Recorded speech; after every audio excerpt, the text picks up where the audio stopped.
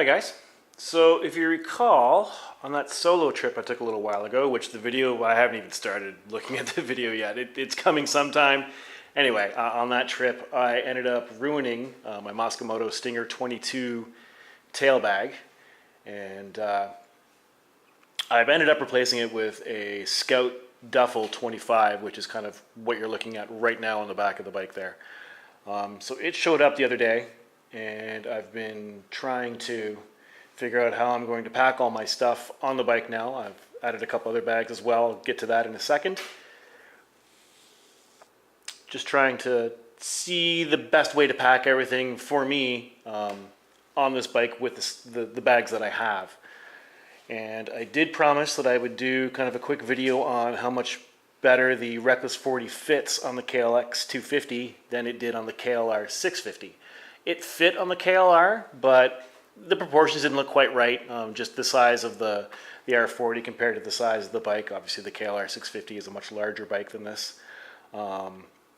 It bowed a little bit when you put it on. I mean, don't get me wrong, it worked quite well on it, but it just didn't look quite right.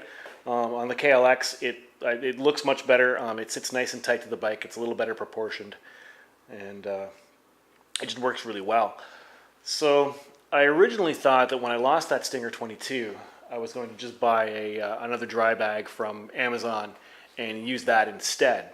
To be honest, the Mosko Moto stuff has tremendous value, but the price point itself is a little higher, than I'm always comfortable with, until I got the Amazon dry bag here. Once I kind of had it in my hands and looked at the quality versus the Mosko Moto stuff, I realized that if what happened to the Stinger 22 happened to the Amazon dry bag, I would have lost everything in that bag and the bag, instead of just some gitch and putting a hole in the bag itself.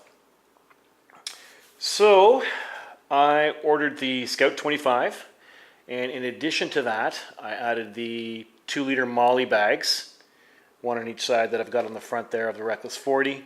And the reason that I ruined the Stinger was because I used rock straps on the trail to hold that bag on the back of the bike. And while the rock straps work very well, they're fantastic on the street, when you get into some bumpy trails, I learned that the bag itself actually bounced to underneath that fender there, and was basically sitting on top of the rear tire until it wore a hole through it, and I finally figured out what was going on. So, as well as the Mosko Moto bags, I ordered a pair of their Backcountry Cinch straps, which work much better for the type of riding that I want to take this stuff on. And I thought this would be a good opportunity to kind of go over everything like I said I would. I'm trying to load up for a weekend trip soon. Anyway, so I'll start with the Reckless 40, I suppose. So I've got the 2-liter dry bags, the 2-liter Molly bags on the front. I'll just go over what I've got in each bag. This system works really well for me. In this bag, I have basically my tarp, some carabiners, and some paracord to string the tarp up. This bag contains the fly and tent that I'm using, and in the back here I've got the tent poles, some spare tent pegs for the tarp, and my knife. In the middle bag here, which is actually a Kriega US 10, when I originally bought the R40, the R40 comes with an 8-liter bag in the middle, but I knew I had this Kriega I could use instead, so I substituted the R22 that I ruined for the 8 that normally sits in here, and I had it on the back. Anyway, in the Kriega I've got the drone, the charger for the drone, and the burner part of my camp stove.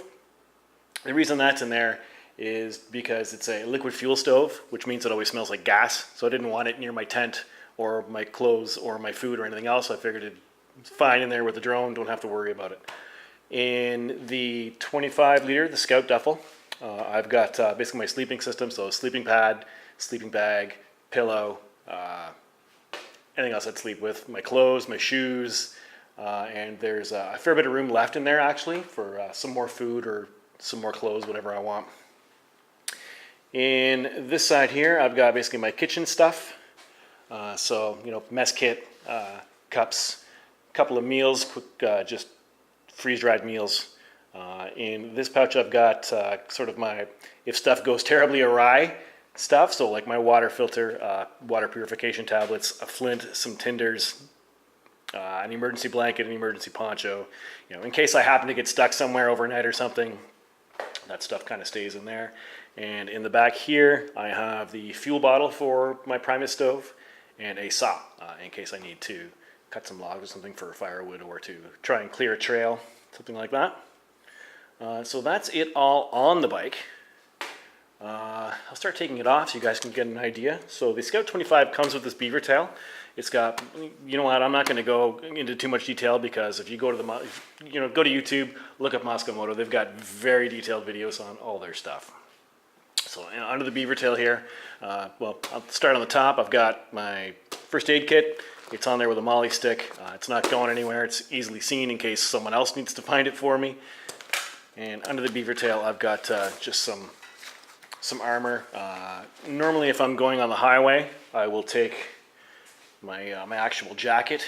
But if I, once I get up to gravel roads and stuff like that, if it's hot out, I'll wear that in a jersey. I'm not too worried about it.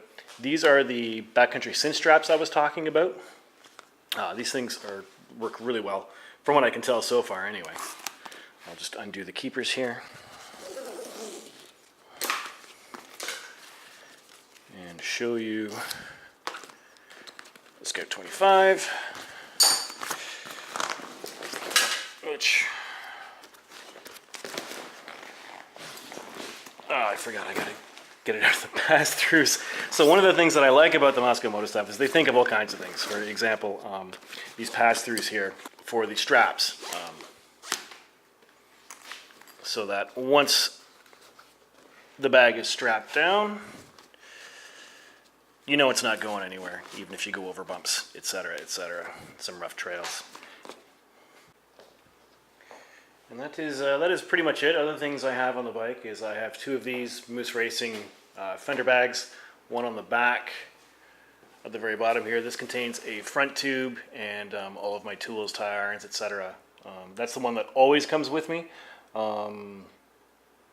It's got pretty much, if I get a flat on the rear, I can use a front tube in the rear to kind of get me home, because I like to try and keep as much weight off this fender as possible. I was using both fender bags all the time, and I found that in rough terrain with enough weight on this, the fender was folding a little bit, and I didn't like that. So on longer trips, basically that one just has a rear tube in it and a couple of little tools.